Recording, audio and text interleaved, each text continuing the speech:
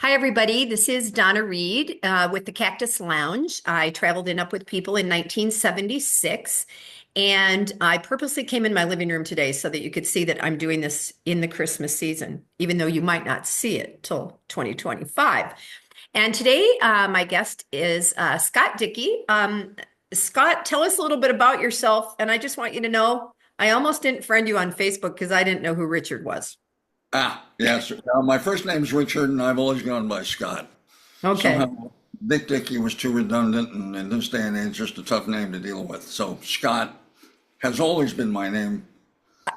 Yeah. Yeah, And so I've started having people put their cast year here. So your first cast was 74A, is that that's right? right. Yep. We were the only cast, I believe, that staged in Europe. Oh, So we never met. So my first experience as a cast member was just I got a letter, you're accepted, fly to Europe, be in Brussels August 1st, and away from there.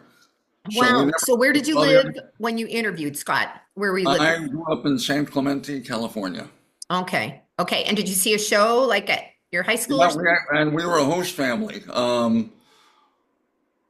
I want to say it was Linda Manassi was her name. Was the cast? I don't remember the cast. Roy Yashimatsu was in the cast. Um, who was somebody that I ended up touring with in Cast A. At any rate, I was a senior in high school. We hosted um, Couple of this people? one student from Up With People. I went and saw the show. Prior to that, though, what's funny is uh, a number of years before, my one of my cousins, as a young boy, saw an Up With People show up in Pasadena, California. Ah, And he remembered the Upper People song, kept singing it all the time. So his parents raved about this show. that's So funny. in the background of our family, we sort of had this story about this show, whatever it was, that my cousin just couldn't get over. That's Uh, fun. yeah, and so then fast forward, senior year of high school, Upper People comes through San Clemente, Yeah. and Neat. yeah, so So I did after that. what time of the year in the senior year was like the beginning of your senior year, the end of your senior year? Yeah, it What? was the second half. So this was like around April. Okay. And then by August you were on your way to Brussels. Yeah, Awesome. yeah. Awesome. A raging case of tonsillitis and 104-degree fever. And you went anyway. Yeah, my parents pumped me full of drugs, threw me on the airplane, said you can't miss the opportunity. And For back then you could smoke on airplanes, you so you could could, you could have and in Europe, you really noticed that. The fortunate thing was my first host family was a doctor in Spa, Belgium. So I did it. Of course, they only spoke French. Oh yeah. I spent a couple of years studying German. I know a little bit of street Spanish because I grew up in San Clemente, so that was just part of the Yeah. culture there. Yeah. Um, and I had no French background at all. I mean, I knew sounds, Yeah. and so it was interesting trying to work through that. But I lived with them for a month, Dr. Leger and his family. That's Yeah, neat. yeah. Is that where Carolyn has done the video about everybody riding there? She talks about Spa Belgium. I think she does. Wait, Carolyn, oh my God. In some of her speeches that she has done. Anyway, when I started this in that document that I sent you, I was like, oh, did you stage in Tucson or Denver? And obviously I've learned over time that people staged all over the place Yeah, and that yeah, the word staging even had an evolution to it, to what was happening in how it was done. yeah. So were you I knew you as an instrumentalist. You trumpet, cornet? Tr- I'm sort of a multi-instrumentalist, but primarily trumpet. But I grew up playing piano and picked Okay. up various instruments over the years. So I had sort of developed a specialty for odd instruments and building weird things if we needed them for a show, either percussion instruments or Oh, others. interesting. So, yeah. Wow. So when you joined the cast, were you there to play an instrument? Did they already? Well, I didn't do an instrumental audition. I did an interview, and then I got a follow-up letter after I did the interview saying that they wanted me to go meet this guy named Steve Caldwell at a location not too far from where I lived. Yeah. So I went and met with Steve, and then after that, I got the letter of acceptance. So Oh, I'm not sure what the machinations were going on in there. had you Um, interviewed with like a cast member first, I like most? interviewed with the cast member. I interviewed with Roy Yashimatsu. Okay, interesting. Yeah. You're the second person, I'll have to go back and listen, that talked about it's because of Steve Caldwell that he got in the cast. And I can't remember who that was, and I'm trying to remember if it was another person that, played Well, an instrument. sort of in hindsight, I suspect that if they saw somebody that had instrumental background or vocal background, they probably wanted to, and that didn't make the initial interview. Oh, I see. I see. Like, Probably pass them wanted, on. yeah, wanted to see, well, is there something here maybe we can work with? And so I don't know. I suspect that might be the case. All right. So, what was it that inspired high school senior Scott Dickey to do this? Did you want to go see the world? Did you want to save the world? Did you want to do music? What Well, inspired? I um, I had been involved with we had like an international club on campus, so I met a few foreign exchange students. I was playing actively in music. My grandmother had traveled quite a bit. There had been a little bit of a legacy of people who traveled in the family. Mm-hmm. And the funny thing was, in this show, there is a instrumental section in the band called the kitchen that was part of the older shows. And the kitchen was sometimes off stage, and it was timpani, vibraphones, buzzers, percussion. It was this section of other instruments that one person was in, and it was like Wow. this big laboratory of all these other instruments. And they were part of the show, but it didn't always fit where the band stood. So they had a kitchen with this particular cast, and I saw the kitchen, and my brain was going, "That's cool. Whatever that person's doing is fun." And I liked what the music was about. So, Interesting. The yeah, lyrics. Okay. yeah. Okay. Funny. All right. So, then I know that I'm like 99% sure I met you in 76, 77. That you were coming I'm or sure you going did. or doing. Yeah, Okay. Okay. And yeah. what was your job at that point? Um, so after I finished the tour in '74, I was invited to come back on staff. Okay. In the cast, I was primarily the lead trumpet player. Bill Walsh and I were together in that cast. That was some good instrumentalists right there. Yeah. Yeah, it was a fantastic band. And actually, Cast A was merged with a prior special group that had finished a tour of Greece. Oh. And so they were kind of a specialty tour. They already had the band largely together. But then when we got there, they re-auditioned and added the brass section, added the kitchen they had in that group. And yeah, but anyway, an That amazing range of talent in that particular cast. That's the first time that I've heard, I've done like 60 of these interviews, and that's the first time I've heard this kitchen verbiage. So Yeah. that's, yeah, I just, it's fascinating who says or does or remembers what from, when they traveled and stuff. So, Yeah. Well, yeah. with my background, so when I went for my audition with Herb, I had my trumpet, I had my flugelhorn, I had vibraphone mallets because I had played tuned percussion and I knew they had the vibes Oh, in the cast. And I had played timpani with an orchestra. And so I just brought a bunch of things with me. So I tried piano, I tried vibes and trumpet, and they put me on lead trumpet. But then Herb asked me to work with Adrian Mosley, who became the player for the kitchen. And oh. it was fantastic. I mean, but so she had timpani, vibraphones, and danced like crazy. So she was her own show.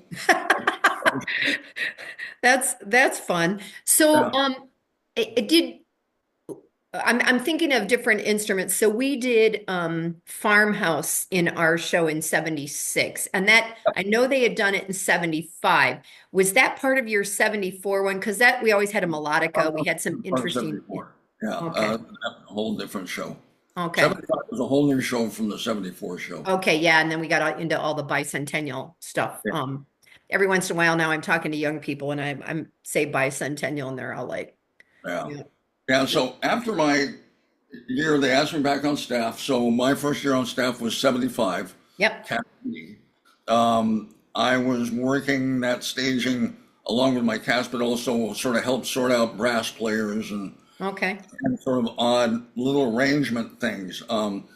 In my experience with Cast A, Herb had let me go up to him. I went up to him one day during rehearsal and said, I have this idea. There was a song in our show called One Small Planet. Okay. And in my head, I heard a brass part that he had not written for it. And I went up to him sort of nervously because he's this crazy musical genius guy. Yeah. But I have this sound in my head, and I think brass would fit really well. And went, go write it. Let me see it. So I went home with this host family, and I'm sitting with a little melodica, because they didn't Yeah. have the Yeah. house. Worked out this brass part, took it to him, and he looked at it and made a couple of suggestions, and we put it in the show. So it got my arrangement got included at that point, and that was kind of exciting. And I developed then sort of a little bit of a working relationship with Herbie. Nice. And so Yeah. in 75, I did an arrangement for a couple of the songs that were in the 75 shows. Um, That's the one of first show I saw. What was, do you Yeah, remember? Wabash Cannonball. I did the brass arrangements for Wabash Cannonball. And then we had a couple other incidental things. But I was with Cast B subgroup. That staging is crazy because we're staging three casts, but they had to perform Right. nine Yeah, the separate. ABC or 1, 2, 3 or whatever Right, they were. so we Yeah. had to put together nine separate bands. So that was its own craziness. That had never been done before with the groups. So it was just crazy. At any rate, we all survived it. We got through it. Yeah. I worked the next staging. I actually worked every staging it up with people from 75 up until E of 1988. So other than, I think there was one year where I was on the, it was probably the summer of 82. I was on the road with Casti at that point. So I Yeah. didn't do that staging. But I had done all the stagings in various capacities. After Cast B, I went home for a little bit, did some night school after the staging that summer, and then they called me up and they put together Cast F. Yep. I remember that. Well, there was two of them. There was Yeah. during the bicentennial year, Yep. the first one was put together, Yep. and that one went to Poland. Yeah, so I was the second cast staff, and we went to Poland. So I did that. Um, did that next staging. So Uh, let me ask you. So we had people leave our cast in 76, 77, right, that's right. So we and were they were were like the Art spring of Lindgren 77. and Heidi Saul and yeah, yeah, that group that the second semester I think they just left That's right. second. Yeah. Yeah, so all whole second semester was over in Europe. Yeah. Yeah. Okay. All right. So I want you, if you, when I post this, if you can remember, if we have access to the one that you worked on, that would be really fun to be able to put a link to that, to play it. I know that a lot of the stuff is in the archives, like the first one that Oh, Herb let you create some of the, well, the Wabash Cannonball was the Super Bowl halftime show. It's part of the music in that. So so you hear Scott, I danced the Wabash Cannonball in Mexico City. Now, let me just tell you, because did you ever listen by any chance to the interview I did with Jose Luis Gonzalez? Oh no, I'll have to go back Okay. and do that. So Jose Luis, I'm so glad I did it. He's one of the friends that has passed away since, Yeah, we did yeah. the interview. And he and I danced Wabash together somewhere. I can't remember where, Okay. but we were laughing so hard that we had no idea where we were in the in the song and what we were supposed to be doing. And in the interview, towards the end, towards the very end, I say something about that, and he gets real serious. He goes, I'm sure we were very professional. I'm sure we knew exactly what we were doing. And I was thinking, oh, we didn't. It was like, but I grew up in the Midwest where clogging and square dancing was kind of the thing, Yeah, yeah. that you did. So how funny. All right. So Well, and then after Cast F, yeah, um, I started doing some work. I moved to Tucson eventually, Mm. started doing work out of the office, doing sort of as a staff arranger, and Okay. then sort of other odd things for projects or go out and do quality control stuff with the cast. 79, I went with cast C as the music manager for that cast. And then came back, worked out of the office, and then went on the road again as the show manager for cast E of 82. And The then came fact back. that you remember what you did every year, most people I interview don't remember. When I talk to Tim Oh, Lane, yeah. he blends us all together. Yeah. Well, yeah, I have very sort of specific roles. Mine were almost always around show production. So, Yeah, yeah, yeah, BO yeah, was the band director, and then yeah. it was still sort of band director, and then it was music manager in cast C, and then show manager for cast E of 82. And then I came back and was working in the office, either as associate or assistant. The title shifted around music director. So I did costumes 78E, summer 78, 79, 80, Yeah. and probably then saw you kind of, I was working with Lisa Clow at the time and stuff like Yeah. that. And I told, I told Paul Caldwell one time after Ralph passed, I that I remember saying something to Ralph and Lynn and PJ up in the costume room at the university. None of them knew me very well. I'm super sarcastic. They all just stood and looked at me like what was and Ralph never, I don't know, Ralph never was unkind in my opinion in his approach to things. He was, No, he never. right. So he goes, okay, Donna will take that into consideration or something like that, whatever. And and then later Paul said, I'm sure he forgave you, Yeah, oh yeah. whatever it was. But yeah, I have this memory of the three of them standing there while we talked about the Roaring Twenties dresses or All something. right.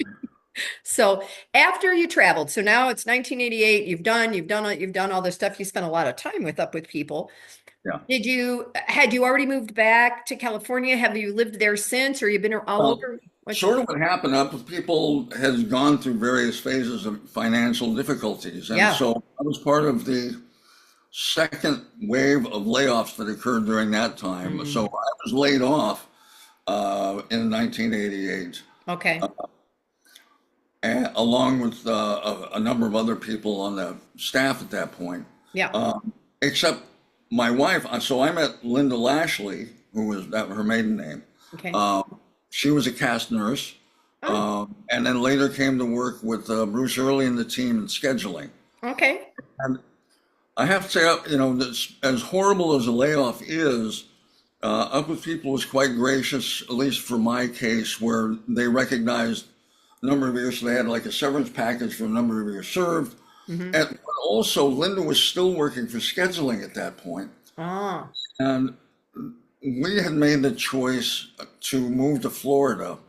There were some opportunities. I had developed the electronic music systems for Up. okay. So the whole introduction of MIDI, computers, was all that stuff was sort of my design, and Yeah. it gave me a body of expertise that became marketable as well. Mm. And so there was another Up with People alum who was working at Disney World, Who's that? and Lynn Hart was. Okay. Because I had a gathering last night and Rick Faubert was there. Yeah, And then he said he's connected to Tony Flores, who was at SeaWorld or whatever. right, Anyway, it's just how many of you all wound up, yeah. Yeah.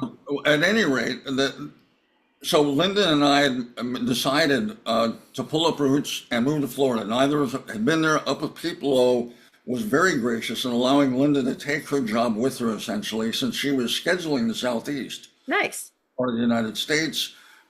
She set up shop in an apartment there, continued to do scheduling. I took my computer and stuff with me and started knocking on the doors, trying to break in somewhere, doing anything. And that led me down a path of a variety of jobs. So I got in with Disney sort of on a temporary basis initially, sort of coordinating marching bands that came in and marched through the park, and then doing some PR work. at one point, during the time that I was there, they relaunched the Mickey Mouse Club. And so I took around a group of the new stars of the young Mickey Mouse Club to Yeah. various radio interviews. And those young stars were Britney Spears, Christina Aguilera, Justin and Bieber? no, No. Ryan, Right. See, what's his last Ryan, name? no, no. Oh, Yeah. he Anyway. just Barbie. He was Ken and Barbie. Yeah.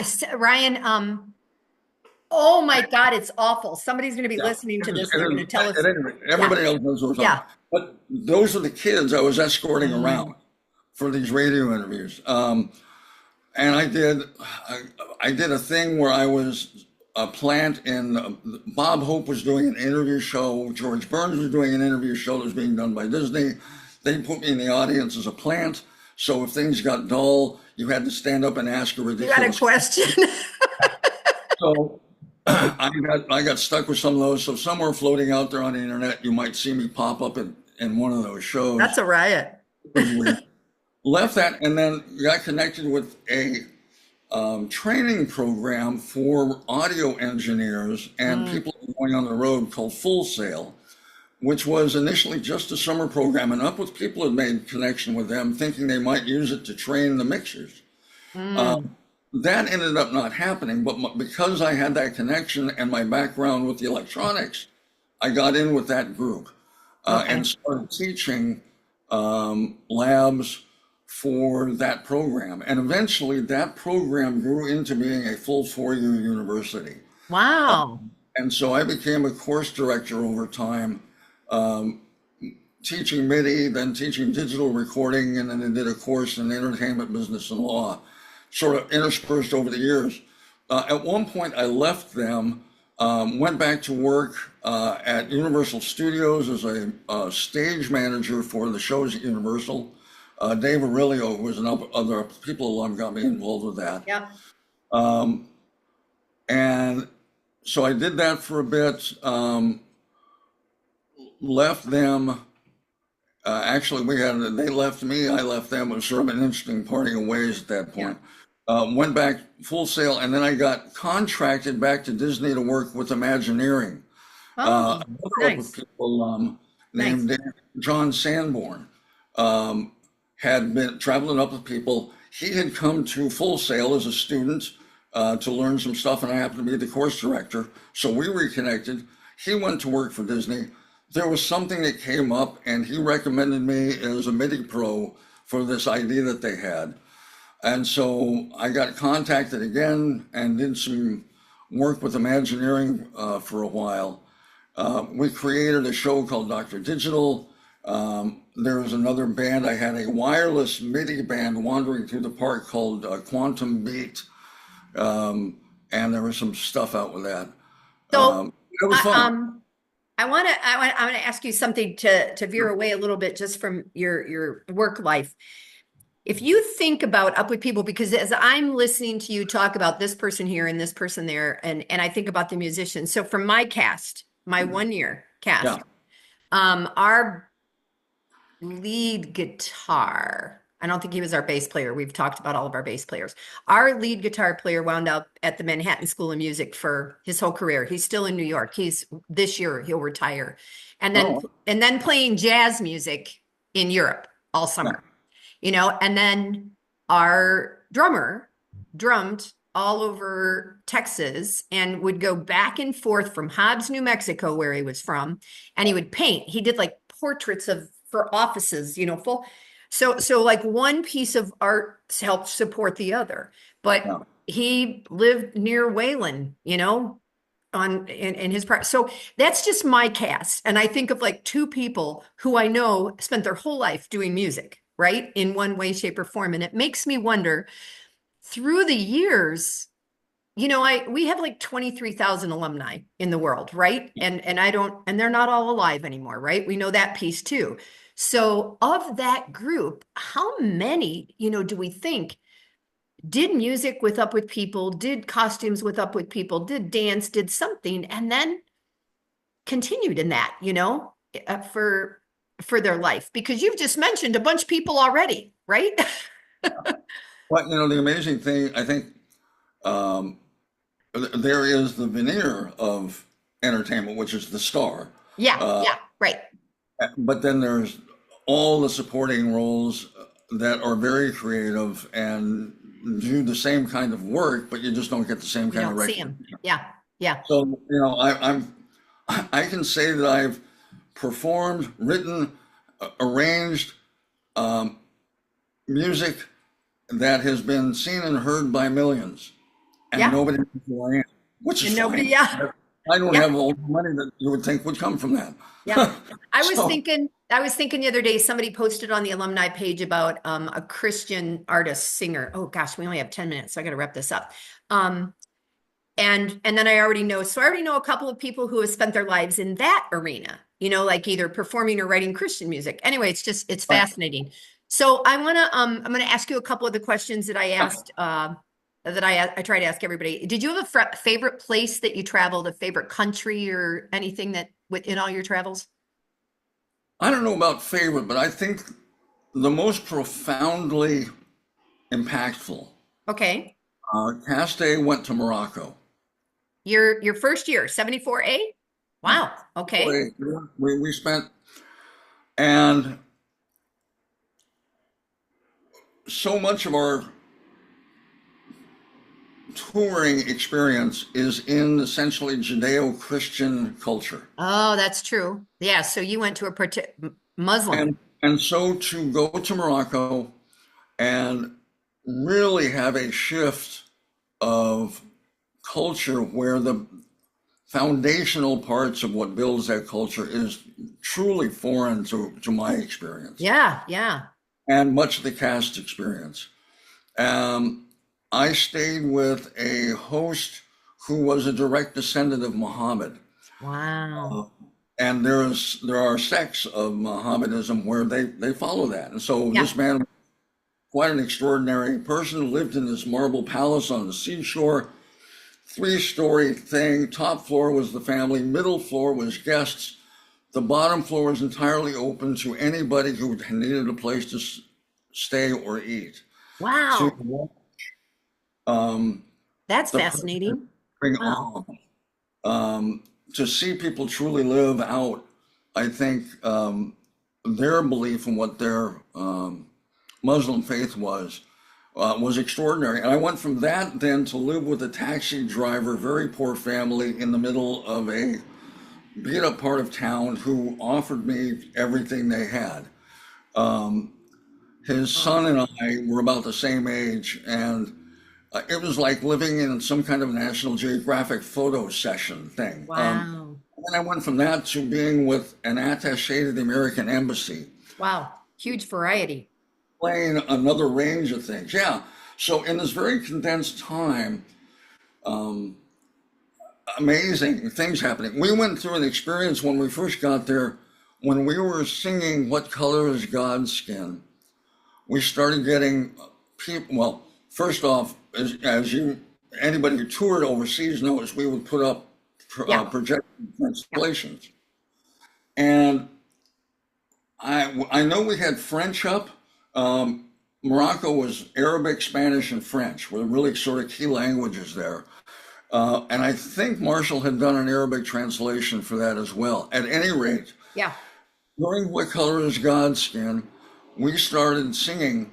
We were singing, and as we got to the refrain, the chorus of it, we started hearing by tons of people in the audience, and we weren't sure what was going on, and we took a break, or we where it was that we had like the intermission, and we were Yeah. backstage. Yeah. We were, what the hell? And it turned out that it's a celebratory cheer. They were Wow. reading lyrics and expressing this incredible resonance with what was going on Wow. stage. And Wow. if we were all pissed that this noise was happening, couldn't control it, and realized that something profound was really happening there. That's neat. That's Yeah. neat. Wow. All right. We only have like 5 minutes. So, songs. all through the years. I almost ask people what their favorite is, and I get Moonrider a lot, and I get Roads a lot, or whatever. So the fact that you already named one song that I've never heard of that you participated in, that's cool. Do you have any songs that were your favorites through the years? Oh, yeah, there's a bunch of them, and I have a heart for the Dixieland medley because I wrote that medley, and so Ah, okay. Okay. there was a lot of investment personally in getting that thing together. It was also an entirely original arrangement. In other words, I wasn't transcribing what other people played. Yeah. They had the melodies and created Yeah, all of yeah. the parts around that. So it was a labor of love because I had grown up playing Dixieland. My dad had done some of that, so it was kind of a That's thing fun. I got to do in retrospect for that. Yeah. Yeah. But there It were a lot. There were so many things you worked on. it's interesting for me because I'm from Ohio, but I've been in Tucson now 24 years. And that's the only reason that I've helped at all the reunions and have been back a lot and stuff. So I've heard songs through the years. Um, I didn't travel in those shows. It's just that if you do a whole bunch of reunions, you start here and Yeah. Yeah. some of the same songs. And every once in a while somebody, it's like saying something from Broadway or whatever. There's one or two from a show that just really touch everybody. And sometimes that experience, so give the children back their childhood, is because they went somewhere where that impacted them more than maybe somewhere else. You know what I mean? The words made a Yeah. difference. So It's so hard to pick a favorite song. The writing team between Ken and Pat and Paul and Ralph and yeah, yeah, a lot of able to be in the midst of yeah, that yeah, and that genius of condensing a thought into just a few words that tells a whole picture, a whole story. yeah, yeah. Um, was just cool to be a part of. I got published by up with people writing lyrics. The one instrumental song I did for the show was called Junk Jam, uh, Mhm. which was one of the few instrumental pieces that was featured in the show. Uh, Interesting.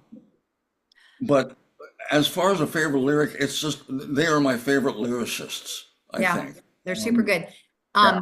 I'm gonna wrap this up, but I want you to stay on because I want to tell you something, and maybe share something with you afterwards, Oh, sure. that I don't have permission to tell the whole world. So anyway, thank you. Thanks for taking your Yeah. time today. It's been fun to see you and say hello. I saw Bonnie Knight last night and Rick Faubert, and I Oh, said, yeah. which one of you two told me to call Scott? And I think it was Bonnie. I think Yeah. she said, I think that was me, I So enjoyed working with her. That was I fun. appreciate it. And we'll probably make this I have one going live January 3rd, so probably a couple weeks after that, and I'll let you know when I Yeah. make it live. Okay? All right. Thanks. Thanks, Scott.